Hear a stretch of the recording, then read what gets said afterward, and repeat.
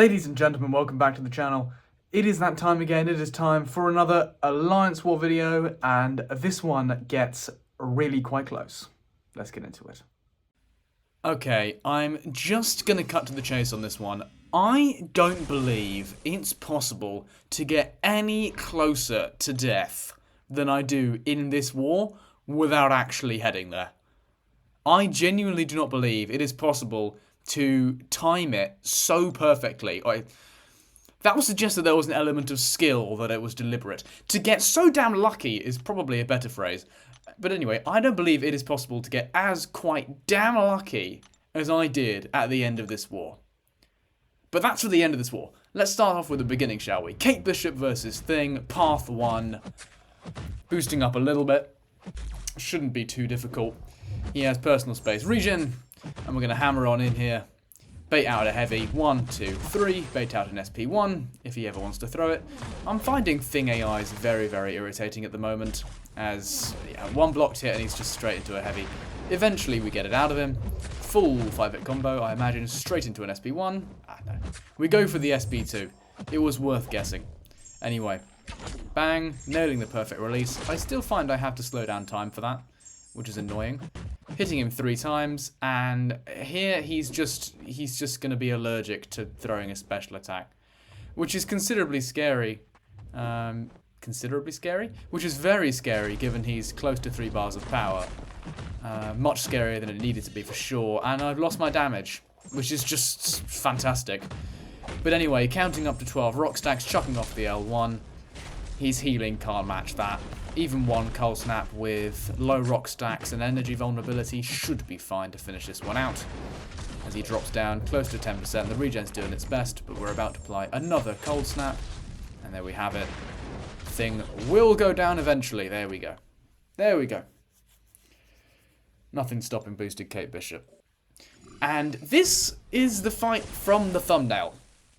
A 7-star rank 3 Sasquatch on 15% masochism over time. Oh lord, is he a thick boy.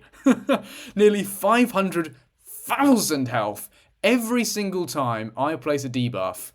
With this guy as a tactic defender, he is going to be healing for 50,000. 50,000! That's a joke. So I originally planned to come in here with Spider-Ham when I completely forgot that this node existed. And then I remembered that the node existed literally as I was about to hit enter. And I thought, oh crap, I'm going to have to change it up. Quickly consult with my officers and then head on in here. And really? This was the fight that I was most worried about this war. And my tactic was just get to Ionic Overcharge and then stay in Ionic Overcharge. Nothing more, nothing less. You stay exactly where you are put, Matthew, and you do not do anything else. I applied an indestructible boost, just in case he went red. And as you can see, that went phenomenally. So, I think, let me know if this is wrong in the comments section, but I think the interaction in this fight is that because of Sasquatch's abilities, if his healing is reversed, then it just gets taken away. And I think what's happening here is that it includes the masochism. So I'm applying debuffs. You can see it says purified, and then the timer goes, but there's no healing, and he doesn't go unblockable.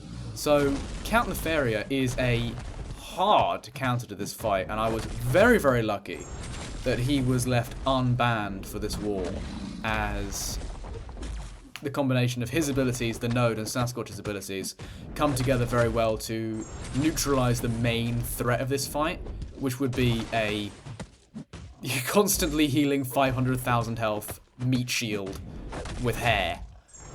And that would not have been fun to face, but this is probably not the greatest Count Nefaria footage on the internet. I have said in previous videos, and I'll say it again, Nefaria and I do not get on. I do not like playing him. I don't understand how people get these insane results. He has just never clicked with me. And hey, that's gonna happen sometimes. And there will be champions that you just click with, like me and Sentinel. I don't know why. I really like playing Sentinel. for no particular reason. I've never had him highly ranked. just when I was messing around with him years and years and years ago as a 3-star, I just found that I could do Realm of Legends with him. I just clicked. But I don't click with Nefaria. And I apologise if that was an insult to some Nefaria players, but he did take that Sasquatch down very, very nicely. And he will be my go-to if ever I see that absolute monster on defense again. So after that fight, I settled down. I think my nerves were under control, and I felt more confident. I was very wrong. I was very wrong to be so comfortable so soon, as the worst is certainly yet to come. But anyway, let's focus on what we can deal with, and that is a Cersei on Do Not Back Down regen. And did I say that about the Thing fight as well? Thing was on personal space. Did I say Do Not Back Down on the Thing fight? I can't remember. If I did, let me know. I'm an idiot. Anyway, Cersei on this node is actually quite interesting because when she glances with her Awakened ability, she gains regeneration buffs that count towards the unblockable that you see building up there, and that can get annoying. I didn't realise that heading in, but luckily I was able to adapt. Here I missed the dex, but Kate's the goat, and she stuns out of the way before I could get myself smacked, and Cersei goes down. She is a bit of a noodle, so that fight was done in, what, 40 seconds. There we go. Even with the cock up, not that bad. And I saw this Nick Fury on Path 1, haven't had a Nick Fury yet. Normally this fight, this node, is reserved for something like a Photon, but given they gave me Nick Fury, I thought this would be a good opportunity to whip out Deadpool X-Force. I actually don't get to use him all that often. I thought post-buff he would be everywhere, at least for me, and he really hasn't been. He's been kind of sitting there at rank 6 after the Power Shield meta, and hey, I'm just checking up his abilities, making sure that I can execute this second life transfer, and if memory serves, I completely cock it up, but we get him down anyway. So heading in here, basically you want to gain 10 of those charges. I don't even know what they're called, but once you gain 10 of those charges, you have a choice. You can throw off your SP2, gain a Taunted, swap your bleeds for Spleed debuffs, and then deal enormous damage on your SP1, or you could just deal enormous damage on your SP1. The SP2 deals more enormous damage, but for the purpose of this fight, I think looping SP1s will be absolutely fine. Here, I think I'm going to gain too much power, so I do throw off an SP2, but I'm just looking to end the fight, end his first life with an SP1, or at least that was the plan before I completely ruined it. So it just looks like we're going to have to go through 2 phases of Nick Fury. Not a problem, I have a mutant character, I'm highly boosted, it's just a rank 6 6-star. Just. That's a very weird sentence. But anyway, yeah, we're just going to have to punch through it. As I throw off my second L1, it deals enormous damage. The only reason that didn't, like, one-shot was because he purified my Daunted, which is very annoying. But heading back in here, just baiting out a heavy attack, getting above 2 piles of power. And are we going to throw off an L1, or will it be an L2? It's going to be an L1. This isn't going to do a lot. But nailing the light attack intercept into a fatter SP1, now we have the bleeds, now Nick Fury goes down. Very nice celebration, mate. Well done. You served your purpose, you did good. And just looking across the map, you can spot there, the eagle-eyed among you will realise that is Rich the Man's Serpent on stun immunity and hazard shift. And it is Rich the Man's Bullseye that we are going to be taking on boss node. Now, this was stressful. This was stressful. I heal up Kate here, and look, I was more worried about the Sasquatch boss, but, I mean, it's a Bullseye. You're going to have some stress against a Bullseye. That is natural. It's basically unavoidable. This guy, especially on a boss node, is just hacks. He's just hacks. I know a lot of people place him on node 49, but if you think you have a good alternative for node 49, there is no shame of placing this guy on boss island, boss node. Please don't forget to put the power start 1 boost on. I can see I forgot it. Don't forget. Oh, good. Not forgetting that again. Right. Kate Bishop versus Bullseye, Matty MCOC versus Rich the Man. Let's get into it. So, how are we going to start this fight? We're going to start this fight with a light attack intercept, straight into an SP1, nailing the perfect release. We need that cold snap. That cold snap has to stay. Now, I'll be honest, the start of this fight isn't all that great, as I'm trying to bait heavies, and I'm just a little bit slow, and I just about get my block up in time. I saw it coming. I'm used to the AI being a complete bastard, but at this point, just a few hits into block, I am below 50% health. Like, that's now below 40% health. That is how fast your life just ends against a Bullseye on boss mode.